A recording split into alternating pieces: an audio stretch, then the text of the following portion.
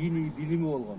Анан кийин кыргыз орфографиясынын алгачкы түзүүчүлөрдөн болуп, ошол эрежелердин негизинде өзүнүн атын Хусейин деп жазып койсо керек деп ойлойм да. Анан болсо Хусейин деген аттар бар, К менен. Анан Хусейин деп ошол орфографияга ылайыкташтырып жазып койгон. Бул dini ат. Анан балким атасы кайсы бир ошол мезгилдин шарты боюнча молдого ат койдурушкан да, китеп аштырып, ошондон болуп калышы мүмкүн. Ана биздин кийинки сурообуз Хусейин Карасаевдин көзү тирүүсүндө эмгеги бааландыбы? Эми мындай улуу окумуштуулардын эмгеги бааланбай калган жок деп айтыш кыйын. Бирок азыркы кыргыз орус сөздүгүн түзгөн Юдахинге мамлекеттик сыйлыкты бердик.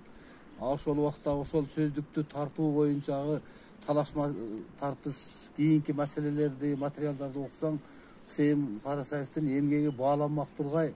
Бул ошол 37-жылдагы репрессияларга, кийинки репрессияларга кабылып, Компартиянын бир кордугуна кабылып да калышы аз жерден калган да. Анан бул кишинин кыргызга сиңирген бир жакшы жери өзү аябай саясий зирек киши болгон деп ойлойм. Осмоновдун бир эскерүүсүндө жүрөт.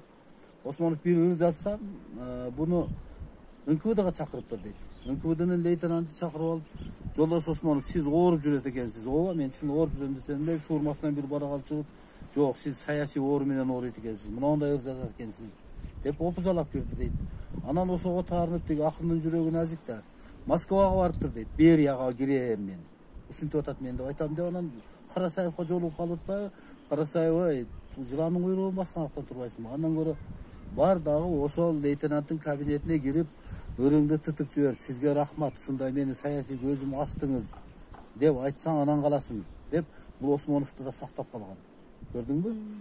Ошол убактагы саясий акыбалдын оордугун. Анан чын эле ошондой кылса, ошондой сиз менин саясий көзүм ачтыңыз, анан тиги өзүнчө корсон болуп дейт. Көрдүңүзбү? Биз элдерге саясий тарбия беребиз, экинчи мындай жазбай жүрүңүз деп Осмоновду чыгарып ийген.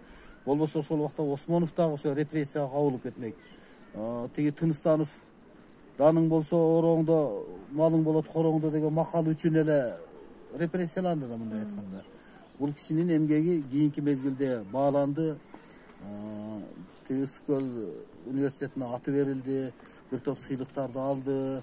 Анан бирок кыргыз элинде ат көтөргүс жүктү көтөрүп, чоң эмгеги сиңирген адам. Анда биздин эң акыркы сурообузду берсек, Хусейин Карасаевдин кыргыз тилинин илимине кошкон салым турасын айта кетсеңиз. Эми ошол Хусейин Карасаевдин өзүнүн эле эмес, ошонун азыркы айтканда поколениесине, муунундагы акын жазуучулар, илимпоздордун баардыгы эбегейсиз чоң салым кошушкан. Эл туташ бейсабат болсо, анан кийин тиги кыргыздын жазуу сызуусун ойлоп таап, анан элдерди окутуп, жазуу жөн эле жазып коюп эмес, ошо жазуунун орфографиянын эрежесин ушуга чейин Хусейин Карасаев түзгөн эрежени негиз кылып жазып жүрөбүз. Орфоэпиянын эрежесин ошо Хусейин Карасаевдин жазганы, түзгөнү боюнча сүйлөп жүрөбүз. Бул эбегейсиз чоң эмгек аткарды. Андан сырткары бул киши кыргыз сөзүнүн санжырасы. Ар бир сөздүн келип чыгыш тарыхын шунчалык так даана айтып берген киши ушул киши. Бул сөз каяктан келип чыккан, кайсы тилден биздин тилге келип калган, биздин кайсы тилибиз бөлөк элдерге барып калган, өздөштүрүлгөн сөздөр деген сөздүгү чыкты. Бул кишинин абдан сонун так берилген. Эң чоң окумуштуу катарында бул Орто Азия элдеринин тилдерин баарын билген. Анан дагы бир кызык жери, мына биз азыр калмак десе Манастан, эпостон өзү калмак тилин билген, фарс тилин билген, араб тилин билген. Абдан чоң белгилүү окумуштуу, тил илими боюнча абдан чоң белгилүү окумуштуу болгон. Чоң рахмат агай, бир канча суроолорго жооп ала алдык. Сизге ыраазычылык билдиребиз. Рахмат, өзүңөргө дагы ошол адамдын өмүр баяны деле өзүнчө өрнөк.